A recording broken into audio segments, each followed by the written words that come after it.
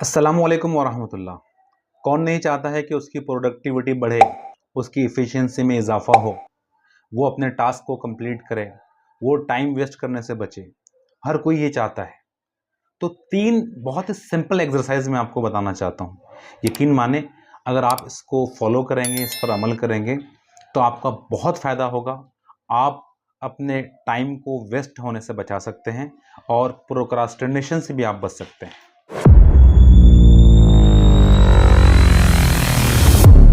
दोस्तों, इस magical exercise की पहली स्टेप ये है कि नो योर टाइम।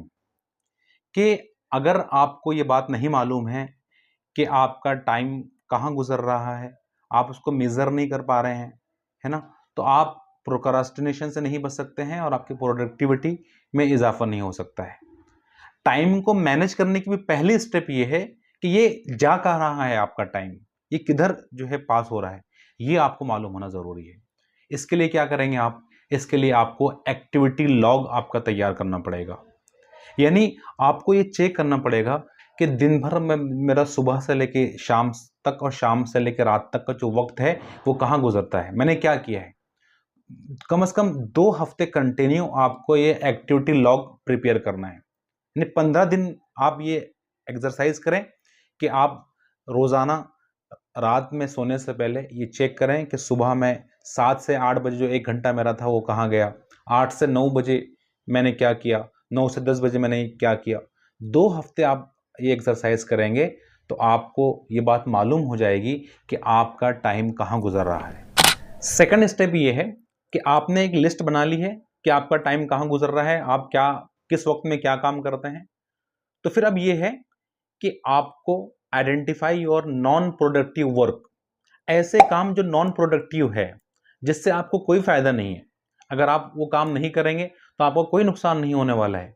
ऐसे उन तमाम काम को आप आइडेंटिफाई आपको करना है और यकीन माने, ऐसे बहुत सारी एक्टिविटीज आपको मालूम हो जाएगी जिसका कोई फायदा आपको नहीं होता है। तो आइडेंटिफाई आपको ऐसे काम करना है। इस एक्सरसाइज की लास्ट स्टेप ये है कि एलिमिनेट टाइम वेस्टर्स।